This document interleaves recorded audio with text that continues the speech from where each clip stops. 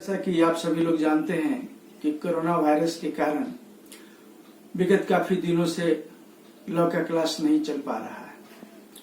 College प्रशासन ने आप लोगों के भविष्य के लिए ये निर्णय लिया कि इस तरह से आप लोगों को शिक्षित किया जाए, कानून के बारे में इस माध्यम से आपको पढ़ाया जाए, क्लास लिया जाए। तो मैं आज LLB पार्ट फर्स्ट और प्री थर्ड के छात्रों को फैमिली लॉ पेपर फर्स्ट, जिसके अंतर्गत हिंदू लॉ आता है, उसके बारे में बताना चाहता हूँ। हम लोगों ने अभी तक पढ़ा nature and application of Hindu law के बारे में, पहला चैप्टर यही था।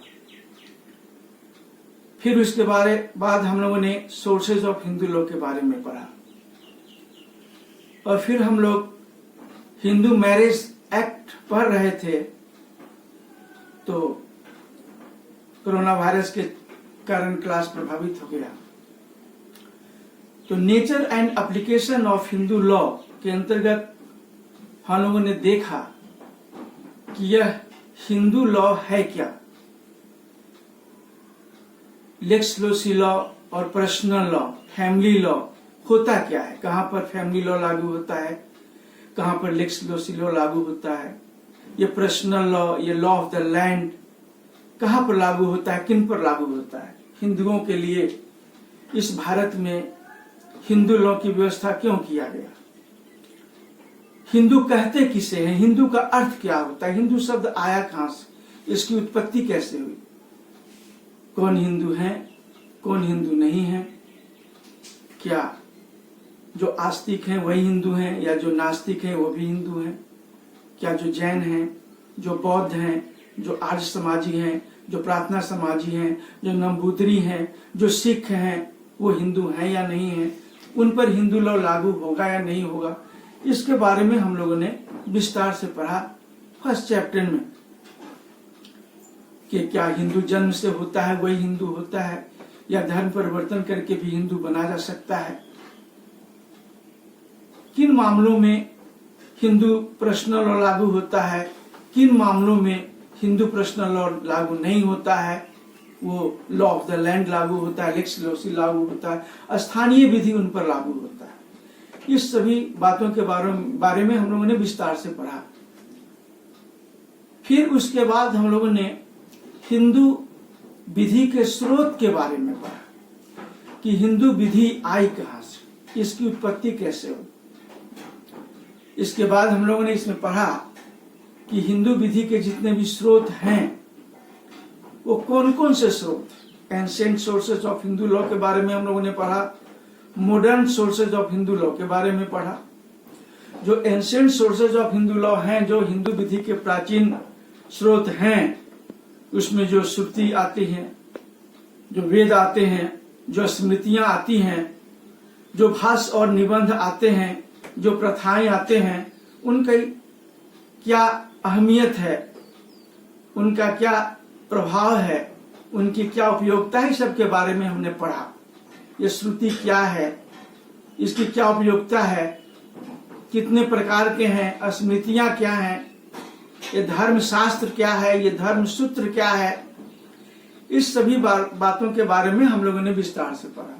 फिर उसके बाद हम लोग श्रुति, स्मृति, भाष्य और निबंध, कमेंट्रीज एंड डाइजेस्ट के बाद हम लोगों ने कस्टम के बारे में पढ़ा, प्रथा के बारे में पढ़ा कि कस्टम है क्या, प्रथा किसे कहते हैं, प्रथा कानून का किस प्रकार स्रोत माना गया है, प्रथा की क्या अहमियत है, क्या आज वर्तमान समय में प्रथा लागू हो सकती है या नहीं हो सकती है, यह प्रासंगिक है या नहीं है, कानून न्यायपालिका इसे मान्यता देती है या नहीं देती है, इस सब बातों के बारे में हमने पढ़ा।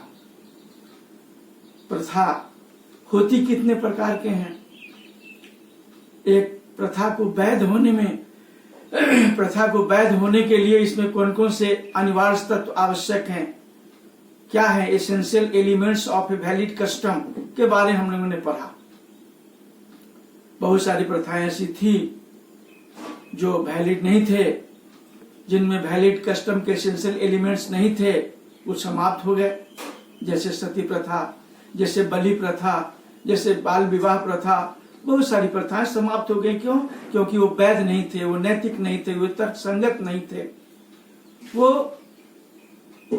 स्थानीय विधियों के विरुद्ध थे, इसलिए समाप्त हो गए। लेकिन आज भी बहुत सारी ऐसी प्रथाएं हैं जिन्हें कानून मान्यता देती है, न्यायपालिका उसे लागू करता है और आज वो प्रासंगिक है। जैसे हिंदू मैरिज एक्ट 1955 के अंतर्गत देख लीजिए, हिंदू मैरिज एक्ट 1955 के चैप्टर 2 का जो सेक्शन 7 है, जिसमें हिंदू विवाह में जो सप्तपदी की अनिवार्यता को बताया गया है, वो आज भी प्रथा पर ही आधारित है। अग्नि के समक्ष 7 फेरे लेना, यह प्रथा पर ही आधारित है, जिसे हिंदू मैरिज एक्ट 1955 आज भी प्रासंगिक मैंडेटरी बनाता है। तो इन सभी बातों के बारे में हमने पढ़ा है, कस्टम के बारे में हम लोगों ने पढ़ा है। तो ancient sources of Hindu law के जो सोर्सेज हैं, श्रुति या स्मृति, कमेंट्रीज, डाइजेस्ट एंड कस्टम, उन सभी विषयों के बारे में हमने पढ़ा पिछले क्लास में। फिर उसके बाद modern sources of Hindu law के बारे में पढ़ा। मॉडर्न सोर्सेज के अंतर्गत हम लोगों ने देखा कि किस तरह से हिंदू विधि के आधुनिक स्रोत के अंतर्गत न्याय, साम, सद्विवेक आते हैं, justice, equity and good conscience आता है, किस तरह से प्रेसिडेंट आता है, केस लॉ आता है, जुडिशियल डिसीजंस आते हैं, न्यायिक निर्णय आते हैं। ये न्यायिक निर्णय जो केस लॉ, जुडिशियल डिसीजन होते हैं, वो किस तरह से विधि की तरह बाध्यकारी हो जाते हैं, कहां से इनके अंतर्गत बाइंडिंग फोर्स आता है, ये इन्फोर्सेबल बाय लॉ कैसे होते हैं, इसके बारे में हमने पढ़ा। फिर उसके बाद हम लोगों ने प्रेसिडेंट के बारे में पढ़ा और लास्ट में हम लोगों ने लेजिस्लेशन के बारे में पढ़ा, विधान के बारे में पढ़ा। हम लोगों ने देखा कि आधुनिक समय में विधि के स्रोत के रूप में जो महत्व आज लेजिस्लेशन का है, विधान का है, वही प्राचीन समय में प्रथा का था। विधान है क्या, विधान कहते किसे हैं, इसके बारे में हमने देखा। विधान की परिभाषाओं को हम लोगों ने पढ़ा, विधान के प्रकारों के बारे में हम लोगों ने पढ़ा, लेजिस्लेशन, काइंड्स ऑफ लेजिस्लेशन के बारे में हमने पढ़ा कि किस तरह से सुप्रीम लेजिस्लेशन होता है, सबऑर्डिनेट लेजिस्लेशन होता है, डेलीगेटेड लेजिस्लेशन होता है, एक्सकल्टेंट लेजिस्लेशन होता है, क्लेडेबल लेजिस्लेशन होता है। ये डिफरेंट टाइप्स ऑफ लेजिस्लेशन जो होते हैं वो क्या होते हैं, एक ही लेजिस्लेशन में, एक ही विधान में इतने प्रकार कैसे हो जाते हैं, सर्वोच्च विधान, प्रदत्त विधान, अधीनस्थ विधान, छद्म विधान, इनमें क्या अंतर होता है, इन सबों के बारे में हमने डिटेल्स में पढ़ा। इस तरह से हम लोगों ने सोर्सेज ऑफ हिंदू लॉ के बारे में पढ़ा। हम लोग मैरिज एक्ट के बारे में आज पढ़ेंगे। हिंदू मैरिज एक्ट, आपको बता दें कि भारत में मैरिज के लिए 2 तरह के कानून प्रचलित हैं। एक पर्सनल लॉ के अंतर्गत, फैमिली लॉ के अंतर्गत, व्यक्तिगत विधि के अंतर्गत, जैसे हिंदुओं के लिए हिंदू मैरिज एक्ट जो 1955 से लागू हुआ। दूसरा, जो धर्म से अलग अगर विवाह करना चाहते हैं, जो भिन्न भिन्न धर्मों के बीच अगर विवाह करना चाहते हैं, उनके लिए अलग मैरिज एक्ट है, जिसे हम स्पेशल मैरिज एक्ट कहते हैं। तो भारत में मैरिज से संबंधित 2 कानून हुए, एक पर्सनल लॉ, एक फैमिली लॉ, एक व्यक्तिगत विधि जिसे हम हिंदू विवाह अधिनियम 1955 कहते हैं, और दूसरा law of the land, lex loci law, स्थानीय विधि, जिसे हम स्पेशल मैरिज एक्ट कहते हैं। तो आज हम लोग पढ़ेंगे हिंदू मैरिज एक्ट 1955 के बारे में। ये चैप्टर है, बड़ा चैप्टर है। इसमें हम लोग को एंशिएंट हिंदू मैरिज एक्ट भी पढ़ना है और मॉडर्न मैरिज एक्ट भी पढ़ना है, जिसमें सबसे पहले हम लोग को पढ़ना है nature of Hindu marriage. Hindu marriage का नेचर क्या है, हिंदू विवाह की प्रकृति क्या है। एक क्वेश्चन आया करता है कि Hindu marriage is a sacrament not contract. इसी क्वेश्चन को दूसरे ढंग से भी पूछता है, Hindu marriage is a sacrament whereas Muslim marriage is a civil contract. तो हिंदू विवाह एक संस्कार है, एक संविदा नहीं। जिस तरह से मुस्लिम निकाह को सिविल कॉन्ट्रैक्ट माना गया है, एक संविदा माना गया है, संविदा के जितने भी तत्व हैं, जितने भी essential elements of a valid custom हैं, वो निकाह में हमको मिलता है देखने को। जैसे ऑफर होता है, एक्सेप्टेंस होता है, कंसिडरेशन मनी होता है, सारी बातें होती हैं।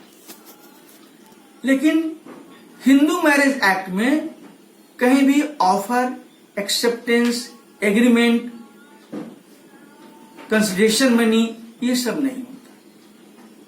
इसलिए कि यह संविदा नहीं है, कॉन्ट्रैक्ट नहीं है, यह एक संस्कार है। इसका उद्देश्य आध्यात्मिक है, इसका उद्देश्य धार्मिक है। यह संस्कार से जुड़ा हुआ है, धर्म से जुड़ा हुआ है। जो पहला क्वेश्चन पूछा करता है हिंदू मैरिज एक्ट में, वो पहला क्वेश्चन यही पूछता है कि हिंदू विधि के अंतर्गत हिंदू विवाह के प्रकृति के बारे में बताइए कि इसकी प्रकृति कैसा है, इसका नेचर कैसा है। तो हिंदू विवाह की जो प्रकृति है, इसका जो नेचर है, वो धार्मिक है, आध्यात्मिक है, सैक्रामेंटल है। क्योंकि ये माना गया है सनातन धर्म के अंतर्गत, श्रुतियों स्मृतियों में ये बातें आई हैं कि हिंदू विवाह जो होता है वो पहले से ही तय होता है, पहले ही से ही निश्चित होता है। वो जन्म जन्म का संबंध होता है, 7 जन्मों का संबंध होता है। उसका उद्देश्य जो होता है वो आध्यात्मिक होता है। क्योंकि शास्त्रों में कहा गया है कि अपुत्रस्य गतिर्नास्ति, यानी जिसको पुत्र नहीं है उसको मोक्ष नहीं हो सकता। तो मोक्ष के लिए, मुक्ति के लिए विवाह की आवश्यकता है। इसके साथ ही ये बातें आई हैं शास्त्र में कि मनुष्य का जो जन्म होता है मनुष्य के रूप में, तो उस पर 3 ऋण होते हैं। कोई व्यक्ति मनुष्य के रूप में जन्म लेता है, वो जानवर के रूप में नहीं लेता है, वो कीड़े मकोड़े के रूप में नहीं लेता है, वो एक मानव प्राणी होता है। इसलिए उस पर 3 ऋण होता है। एक देवताओं का ऋण होता है जिसे देव ऋण कहते हैं, जिनकी कृपा से वो मानव के रूप में जन्म लेता है। दूसरा पितृ ऋण होता है, पिता का ऋण होता है, जिसके वजह से वो जन्म लेता है। और तीसरा ऋषि ऋण होता है, ऋषियों का ऋण होता है, जिसके आशीर्वाद से वो मानव के रूप में जन्म लेता है। तो मनुष्य का जो लक्ष्य है, ये तीनों ऋणों से मुक्त होने का लक्ष्य। उसका उद्देश्य है इन तीनों ऋणों से मुक्त होने का। और तीनों ऋणों से मुक्त होने के लिए विवाह आवश्यक है। पहला ऋण जो आता है देव ऋण, देवताओं का ये ऋण है कि उनकी कृपा से हमने मानव के रूप में जन्म लिया, मनुष्य के रूप में जन्म लिया। अब उनके ऋण को अदा करने के लिए, उनके ऋण से मुक्ति के लिए हमें यज्ञ करने की आवश्यकता है, उनकी आराधना करने की आवश्यकता है। और यज्ञ करने के लिए, आराधना करने के लिए, पूजा करने के लिए पत्नी का होना आवश्यक है। क्योंकि बिना पत्नी के बिना विवाह का कोई भी पुरुष अधूरा समझा जाता है। इसीलिए हिंदू धर्म शास्त्र में, हिंदू दर्शन में पत्नी को धर्म पत्नी की संज्ञा दी गई। वो हाफ यूनिट होता है, वो इसीलिए उसको अर्धांगिनी कहा गया है। पुरुष और स्त्री दोनों मिलकर एक होते हैं, एक इकाई होता है, एक यूनिट बनते हैं। इसलिए कोई भी ऐसा जगह आप नहीं देखते होंगे जहां पर पुरुष और स्त्री यानी पति और पत्नी का साथ साथ धर्माचरण नहीं होता है। दोनों का साथ साथ गठबंधन होता है और दोनों साथ साथ मिलकर ही कोई धार्मिक आयोजन को संपन्न करते हैं। चाहे विवाह हो, यज्ञोपवीत हो या कोई धार्मिक कार्य हो, कोई यज्ञ हो, उसमें दोनों का साथ होना अनिवार्य होता है। पुरुष के बिना स्त्री अधूरा होती है और स्त्री के बिना पुरुष अधूरा माना गया है धर्मशास्त्र के अंतर्गत, हिंदू विधि के अंतर्गत। इसलिए देवताओं के ऋणों से मुक्त होने के लिए, देव ऋण से मुक्त होने के लिए यज्ञ की आवश्यकता है, और यज्ञ संपन्न होने के लिए पत्नी की आवश्यकता है, और पत्नी के लिए विवाह की आवश्यकता है। इसलिए विवाह एक धार्मिक आवश्यकता हो गया। दूसरा है पितृ ऋण, पिता का ऋण। पिता की कृपा से हमने इस दुनिया में, इस धरातल पर मानव के रूप में जन्म लिया, इसलिए पिता का हम पर ऋण है। उनके ऋण को चुकाने के लिए हमें क्या करना होगा? तो पितृ ऋण से मुक्त होने के लिए हमें पिता के वंश को आगे बढ़ाना होगा, ताकि पिता का वंश आगे बढ़े और उनका नाम, उनकी ख्याति, उनका शोहरत चलता रहे, पुश्त दर पुश्त, पीढ़ी दर पीढ़ी उनकी ख्याति बढ़ता रहे। इसलिए पिता के ऋण से मुक्त होने के लिए हमें वंश को आगे बढ़ाना है, और वंश को आगे बढ़ाने के लिए संतान की जरूरत है, और संतान के लिए विवाह की जरूरत है। इसलिए पितृ ऋण से भी मुक्त होने के लिए विवाह की आवश्यकता है। विवाह के बाद ही हम पिता के ऋण से मुक्त हो सकते हैं। तीसरा ऋण है ऋषि ऋण। ऋषियों का ऋण है, जिनके आशीर्वचनों से, आशीर्वाद से हमारा जन्म हुआ, हमारा परिवार आगे बढ़ा, परिवार विकसित हुआ। तो ऋषि के ऋण से मुक्त होने के लिए विवाह की आवश्यकता है।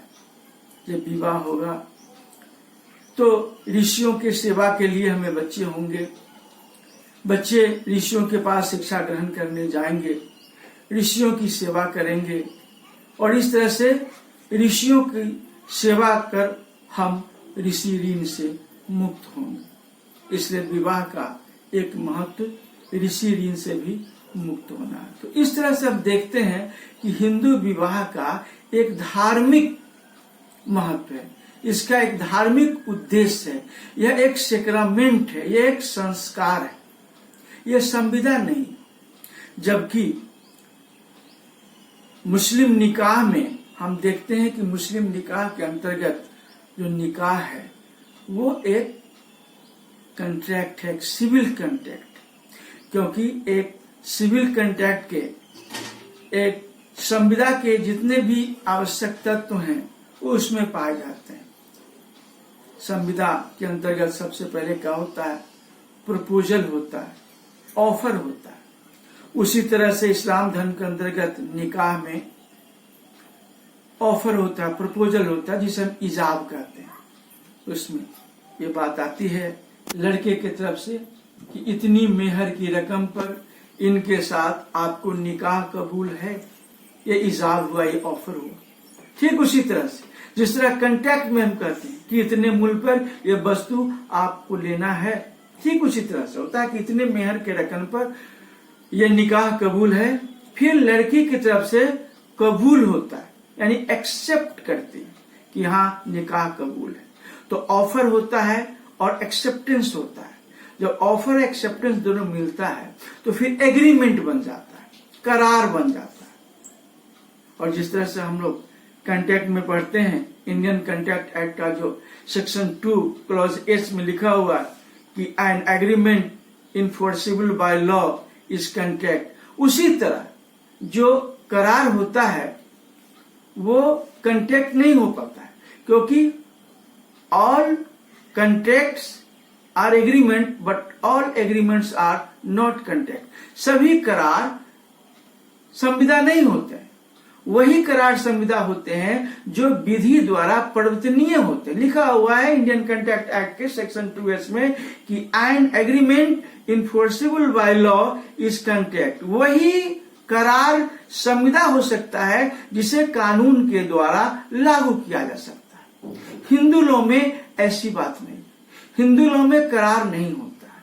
हिंदू लॉ के विवाह में उसमें ऑफर, एक्सेप्टेंस, एग्रीमेंट नहीं होता है, उसमें मेहर की रकम नहीं होता है, कंसिडरेशन मनी नहीं होता है, उसमें कन्यादान होता है, उसमें पानी ग्रहण संस्कार होता है। लेकिन निकाह में कन्यादान नहीं होता है, पानी ग्रहण संस्कार नहीं होता है, उसमें ऑफर होता है, एक्सेप्टेंस होता है, एग्रीमेंट होता है, कंसिडरेशन मनी होता है, इस तरह से निकाह होता है। और जिस तरह से सभी करार संविदा नहीं हो सकते, उसी तरह से सभी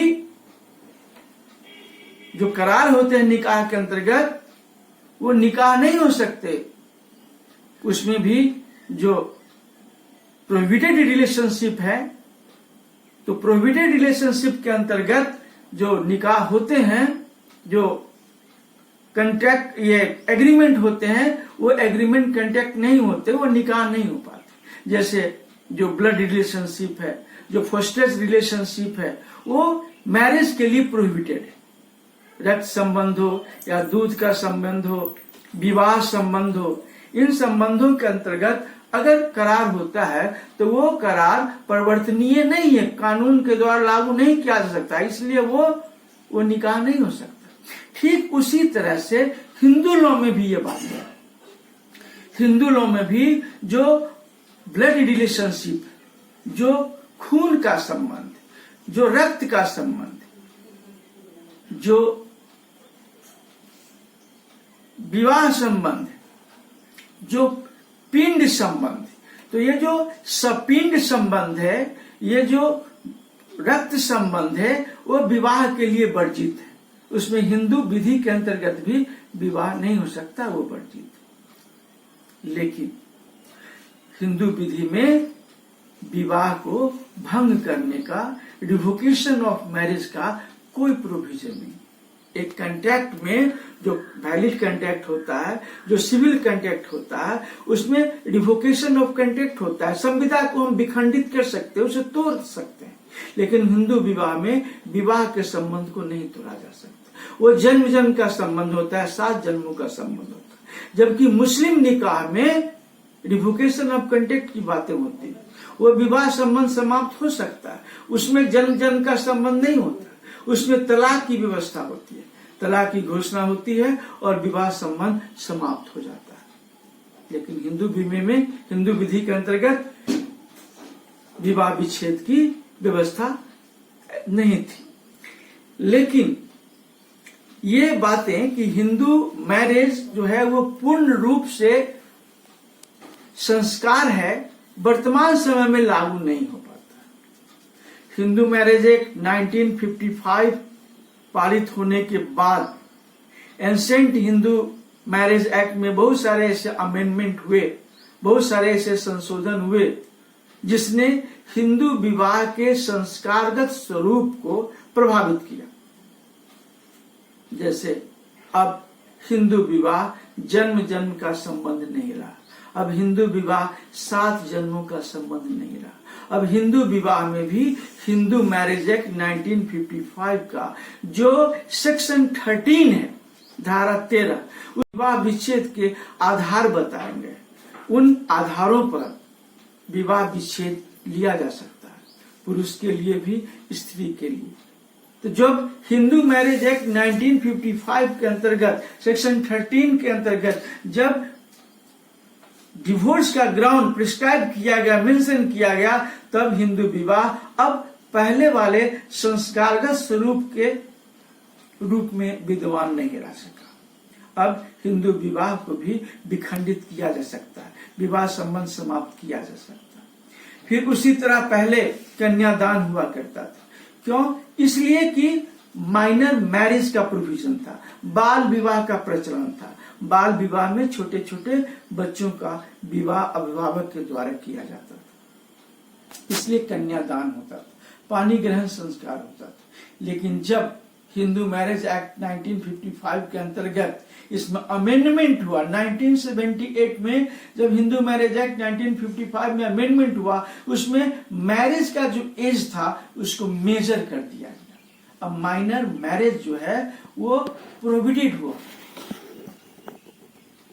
जो माइनर मैरिज एक्ट को प्रोहिबिटेड कर दिया गया, अमेंडेड कर दिया गया, और ये व्यवस्था की गई कि विवाह के समय लड़की की उम्र कम से कम 18 वर्ष होनी चाहिए और लड़के का उम्र कम से कम 21 वर्ष होना चाहिए। तो दान वाली व्यवस्था समाप्त हो गई। यही नहीं, जब एज को मेजर किया गया तो गार्जियन की व्यवस्था जो थी उसको भी समाप्त किया गया।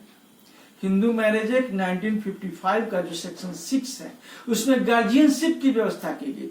चूंकि मैरिज माइनर एज में होता था, इसलिए विवाह का कार्य जो है, वो विवाह का जो दायित्व है वो लड़के और लड़कियों के अभिभावक के द्वारा, संरक्षक के द्वारा, गार्जियन के द्वारा संपन्न किया जाता था।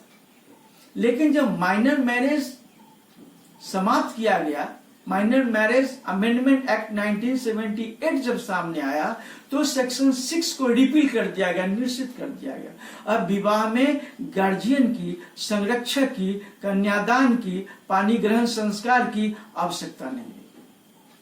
अब विवाह के समय चूंकि दोनों वयस्क होते हैं, इसलिए अपनी इच्छा के अनुसार, अपनी रजामंदी के अनुसार, अपनी स्वीकृति के अनुसार विवाह संपन्न हो पाता है। इसलिए अब जो एंशिएंट प्रोविजन थे, जो एंशिएंट मेरिट थे या डिमेरिट थे, जो भी बातें थी, जो सेक्रामेंटल ग्राउंड था, वो काफी हद तक प्रभावित हुआ। डिवोर्स का प्रोविजन करके प्रभावित हुआ, जन्म जन्म का संबंध समाप्त हो गया। फिर मेजर एज के अमेंडमेंट के द्वारा कन्यादान और पानी ग्रहण संस्कार की व्यवस्था समाप्त कर दी गई। यही नहीं, पहले जो ये बातें थी, जो सेक्शन 5+1 में जो लिखा हुआ है, आगे हम लोग इसको डिटेल में देखेंगे।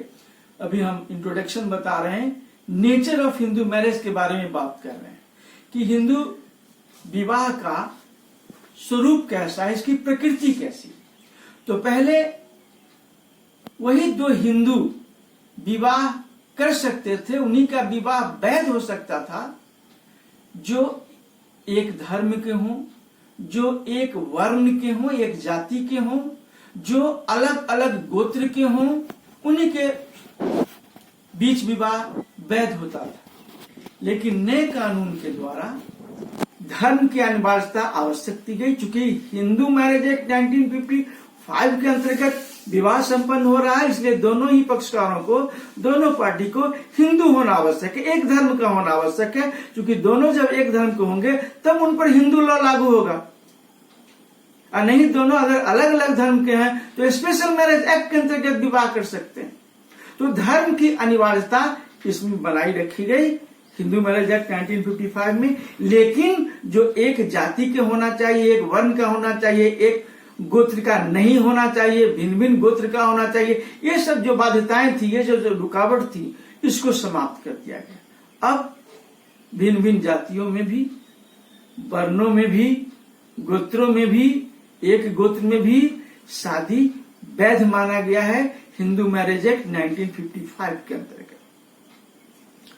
तो इस चैप्टर में सबसे पहले हम लोग को ये पढ़ना है कि हिंदू विधि के अंतर्गत जो प्राचीन हिंदू विवाह का स्वरूप था, जो प्राचीन हिंदू विवाह के प्रकार थे, वो कितने प्रकार के थे।